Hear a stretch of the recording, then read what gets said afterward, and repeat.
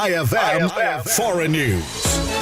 Bumigay ang ikalawang flood barrier malapit sa Seattle matapos muling umapaw ang mga ilog dulot ng walang tigil na malalakas na pag-ulan na dala ng atmospheric river na nagresulta sa matinding pagbaha sa ilang bahagi sa Pacific Washington. Ayon sa King County Emergency Management, nagpatupad ang precautionary evacuations para sa humigit kumulang 1,300 na katao sa Pacific Washington nitong Martes ng umaga matapos ang pagguho ng naturang barrier sa kahabaan ng White River. Naglabas ang National Weather Service ng flash flood warning para sa bahagi ng lungsod bandang 1:30 ng madaling araw ng Martes. Iniulat na ang mga pansamantalang harang na tinatawag na HESCOs ay bumigay at nagsimulang magtagas ng tubig. Agad na rumisponde ang mga otoridad at tinakpan ang humigit kumulang 120 talampakan na butas sa levee gamit ang mga sako ng graba. Gayunpaman, inabot pa rin ng baha ang ilang residential areas malapit sa lugar, dahilan upang ilikas ang mga residente. Samantala, isang lalaki ang nasawi sa Snohomish County matapos umanong magmaneho sa rumaragasang baha. Natagpuan ang kanyang bangkay nitong Martes ng umaga. Ang mga insidenteng ito ay kasunod ng naunang pagguho ng Desimon Levee malapit sa lungsod ng Tukwila sa kahabaan ng Green River noong Lunes ng hapon malapit sa Seattle-Tacoma International Airport. Sa ngayon, patuloy na nagbabantay ang mga otoridad habang inaasahan pa ang pagtama ng ikatlong bagyo sa rehiyon ngayong Huwebes na magdadala muli ng malakas na ulan, malalakas na hangin at niebe sa matataas na lugar. Ayon sa pagtataya, mararanasan ang masamang panahon mula sa Pacific Northwest hanggang Northern California hanggang sa katapusan ng linggo. Nagbabala ang mga otoridad na maaaring lumala ang pagbaha at magkaroon ng pagguho ng lupa sa mga lugar na nakararanas ng patuloy na pag-ulan. Pinayuhan rin ang publiko na manatiling alerto, maghanda at sumunod sa mga abiso ng lokal na pamahalaan habang nagpapatuloy ang masamang panahon. Para sa IFM Foreign News, ako si